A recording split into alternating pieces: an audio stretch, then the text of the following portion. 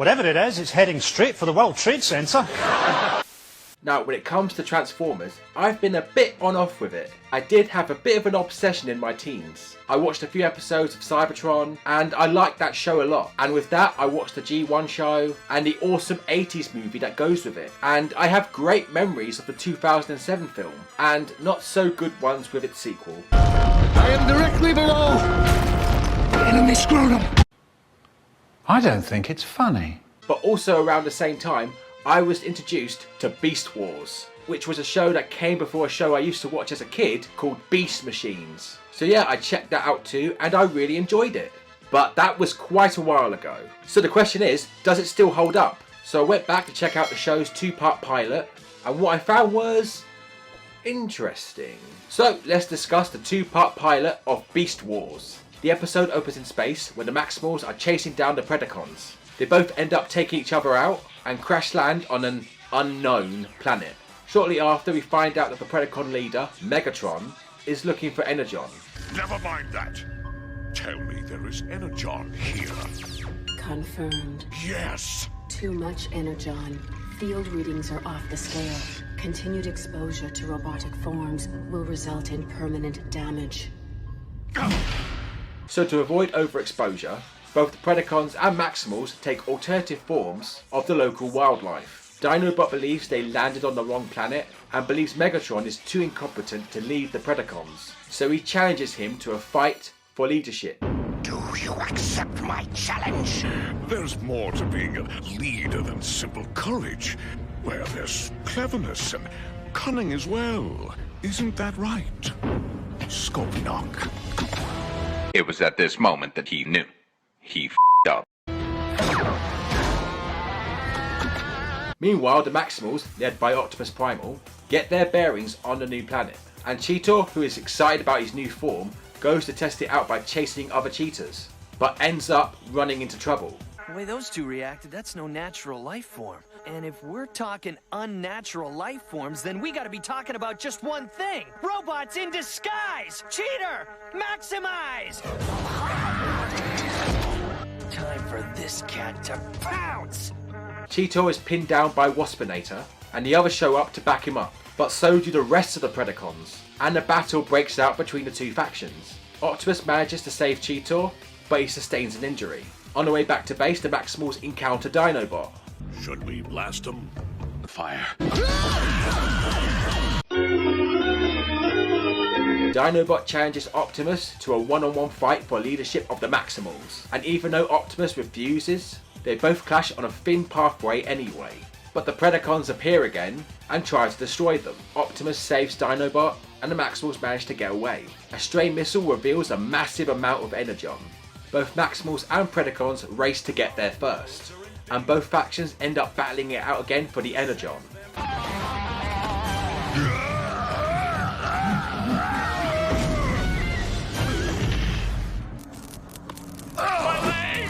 And before Megatron can make the killing blow, Dinobot taps the missile to send it into the Energon, causing it to explode. Everyone escapes, and Optimus announces this is just the beginning of the war.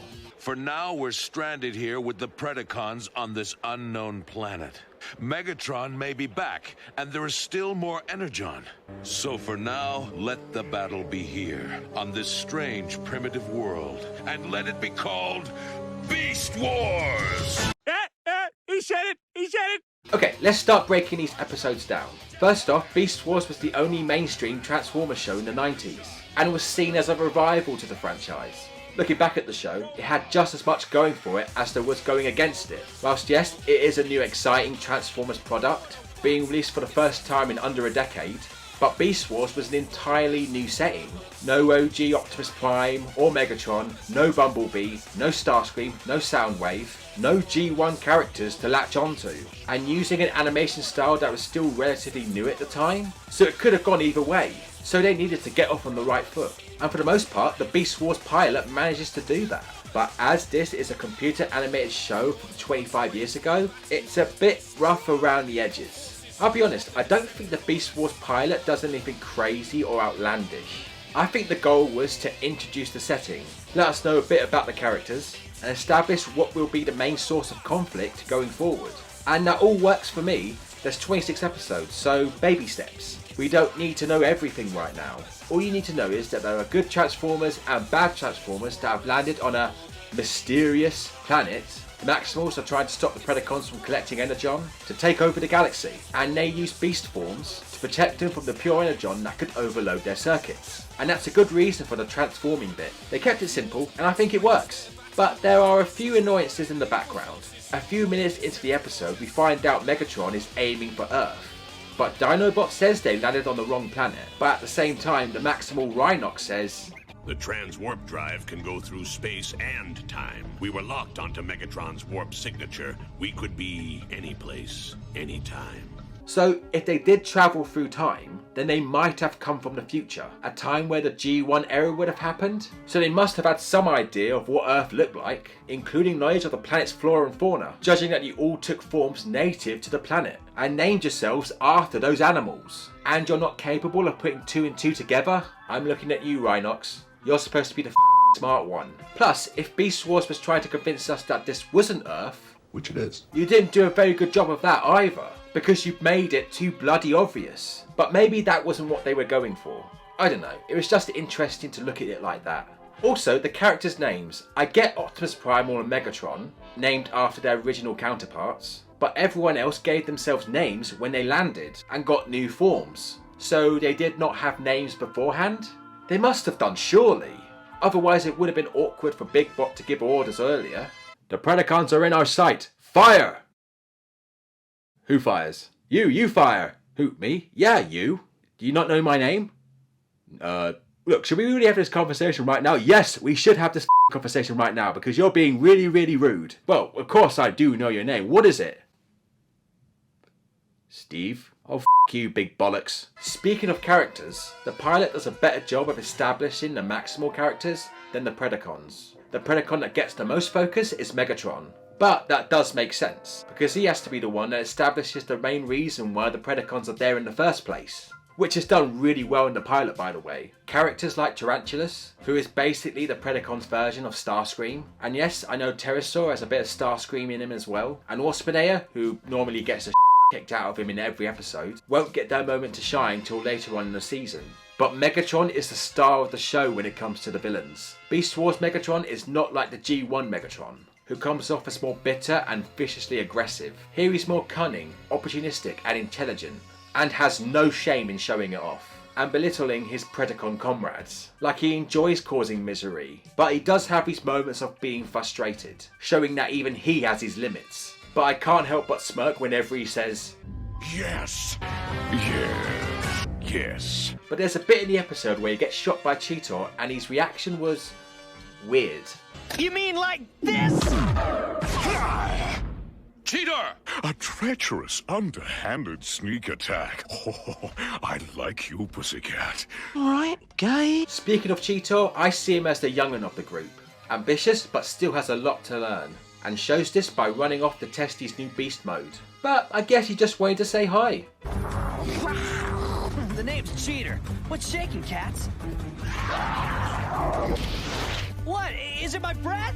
You invited them to get naked and sacrifice a small goat. But he is loyal, and he looks up to Optimus as a leader, and always has his back. And he has room to grow going forward. Rat Trap has always got something to say, whether it be commented on the situation, letting out a snarky one-liner, or questioning an order. And he's got a catchphrase too. We're all gonna die. We're all gonna die. But if I'm honest, I think Rat Trap is a bit of an arsehole in the pilot, and not in a good way either. During the first battle with the Predacons, Rat Trap was not willing to help Cheetor when ordered by Optimus, showing that he was only looking out for himself, which is not cool. And later he questions Dinobot about whose side is he on, even though he's shown himself that he's not a team player when others needed him. That really rubbed me the wrong way. So when it comes to the pilot, for me, Rat Trap really didn't make a good first impression. But I will say he does get better as the show goes on. Same goes for Rhinox too. He's more or less the brains of the team, but is always there when the team needs an extra bit of muscle. But he doesn't really do anything to stand out in the pilot. You'd have to watch a few more episodes to get a bit more out of him. But if I'm honest, I'm not really a Rhinox fan in general. But Dinobot? He's definitely a favourite of mine. He'd go on to be the main source of conflict within the Maximal unit, constantly wanting to attack and defeat his enemy, whatever the cost.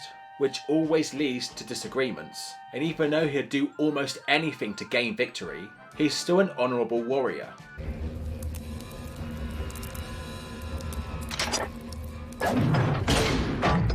What are you doing? You'd won. You slipped. To defeat you in such a manner would be lacking in honor. But as much as he wanted to be the team leader, he would always prove himself to be a maximal teammate. Weird choice of weapons though. I mean, the sword looks cool, but what the is this thing? I saw him use it once to fly. Helicopter, helicopter! But does he use it to blow his enemies away? I did hear once that a Predacon's weakness is a light breeze. Or is it supposed to be a shield? Because that worked well the first time, didn't it?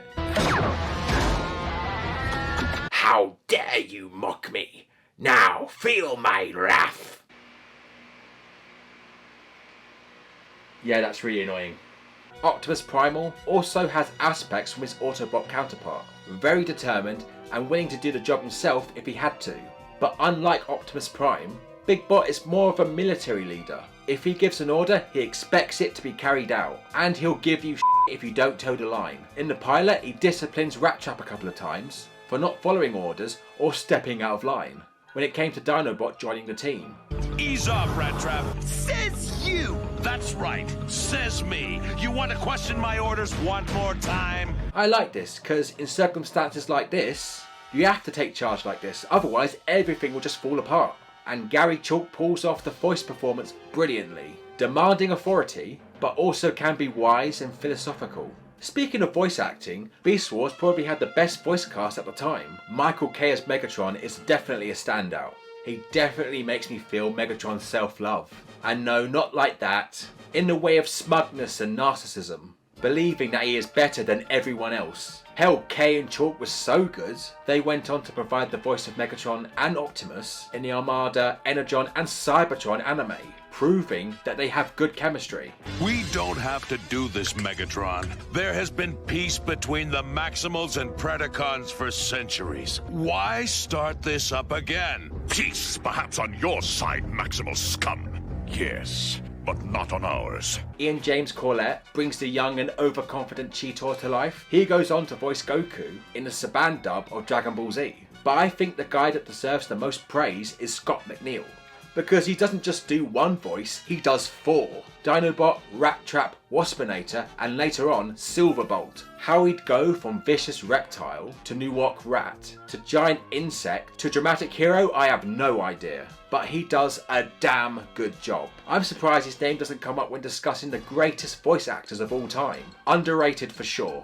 So, how about the animation? Well, as it's computer animation, it's definitely ambitious. And it was a new style at the time when it came to television. The only other cartoon that used computer animation at the time was Reboot. And well, it was cool for 1996. And it was definitely a commendable effort. But when it comes to 2023, in my opinion, it hasn't aged too well. Or when it comes to the pilot anyway. The environment animation may have looked great at the time. Everything looks smooth. And I mean everything. The grass, the sand, the mountains have very little texture. And I'm not saying you couldn't tell what they are. There was enough detail, definitely. I'm just saying that the rocky and mountain bits does look like something that my dog Charlie would make after he's had his dinner. Charlie, I didn't know you were an animator, but I will say the character designs look really good.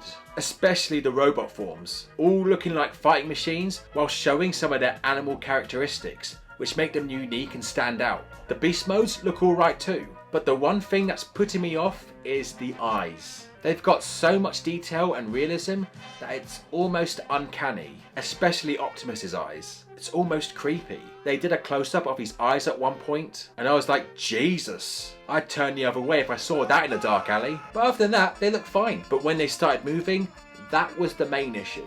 It's very hard to explain. It was weighty but floaty at the same time. Like at some points, I didn't feel like that they were completely on the ground. Like Optimus here, he completely walks over this panel and he doesn't feel it. But if that was me, I would have shouted the C word so loudly the school nearby would have put every kid in detention. And what the hell is Cheetor doing here? I know he's climbing a hill, but he looks like MC Hammer while he's doing it. The transformation animation, say that 10 times, are good for the most part, but you can really show the details if you slow the footage down. Some of them look good like Tarantulas and Rat Trap, but others are not so smooth. But at normal speed that should be unnoticeable. But Rhinox, man, he is rough if you slow it down. He gets the case of wobbly thigh. And, oh god, Rhinox, are you okay? Do you need scrubs? Again, it's fine, it just makes me wonder, where did this bit come from? Where does this fold away? And they also shout out, Dinobot, maximize!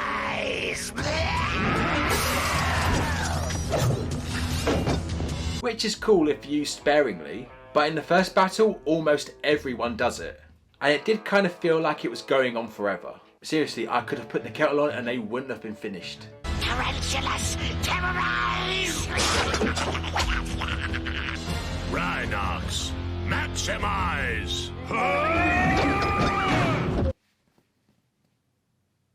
Scorponok, terrorize!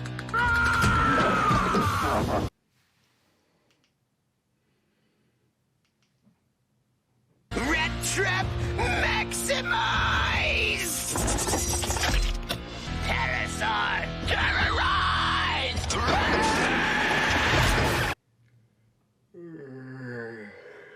Megatron, terrorize! Okay, we get the point. The action is also a mixed bag. Most scenes are just massive shootouts and that's fine.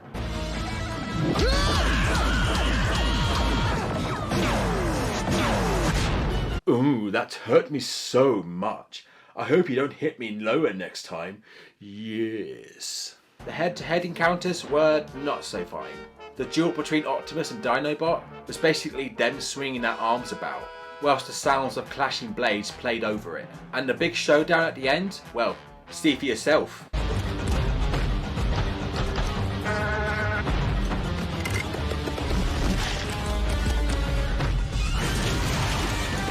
What the fuck happened there? Seriously, where the f do I look? I slowed the footage down again, and it did make a lot more sense. Waspinator and Cheetor go at it, Rhinox scores Pterosaur, and Tarantulas goes flying for some reason. But the best is definitely Megatron and Big Bot. They literally clash heads, and it's the funniest thing ever. But maybe I'm being a bit too harsh. It's not really that bad. There is some impact to it, and fighting in beast mode surrounded by Energon adds another level to it, raises the stakes a bit more. And after watching a few more episodes, the fighting animation does get better. So for a pilot, a bit of dodgy animation here and there, it's not really a big deal. And the music is banging too. Seriously, it's savage. The 90s was the best when it comes to music in cartoons, and the opening theme is total fire as well. The perfect mix of jungle beats and heavy metal riffs.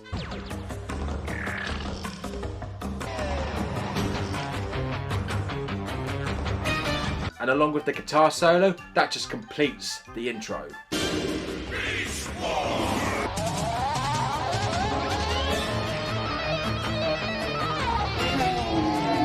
So, the Beast Wars pilot. Was it a good start to the series? And does it still hold up? Well, if you can look past some dated animation to start off with, there is some really good value here. The introduction to these characters are done really well, even though it's more on the maximal side than the Predacons. But trust me, they'll get their time. Along with some brilliant voice acting, the setup for the series going forward is simple but solid. Just try not to question the time and place bit. It will make your head hurt. Seriously, Rhinox, sort it out, mate. So yeah, I think Beast Wars has stood the test of time. And it was a good start to the show, managing to get 3 seasons and a sequel show. And there is a lot more to sink your teeth into. New characters, both Maximal and Predacon, including Inferno, Tigatron, Black Arachnia, and as I've mentioned before, Silverbolt. A certain Decepticon making an appearance, new Transmetal forms, and probably one of the greatest episodes in cartoon history, Code of a Hero, which I do plan to cover on this channel in the future. So in my opinion, yeah, I think it's worth a look back. Or definitely check it out if you're a younger Transformers fan. And if I could sum up my look back at Beast Wars, well, that's just prime. Oh no, it looks like I am stuck. Now I'll make you suffer. That is very unpleasant. And that was my classic review of the Beast Wars pilot. What did you guys think? Did you watch the show? Who's your favourite Maximal or Predacon? Comment down below and let me know. And that's about everything for today, my friends, and thank you so much for tuning in, and I hope you enjoyed this video. If you like what you saw, make sure you like, share and subscribe, hit that bell for notifications, and follow me on Facebook, Twitter and Instagram. I've been Titch, and I'll see you guys in the next one. Take care. Help! Please! Someone! We're all gonna die. Honey, are you packed yet? Yes. Yes. Everything I put out for you? Yes. Yes. There's more to being a leader than simple courage. Well, there's cleverness and cunning as well. Isn't that right? Scorponok. Scorponok.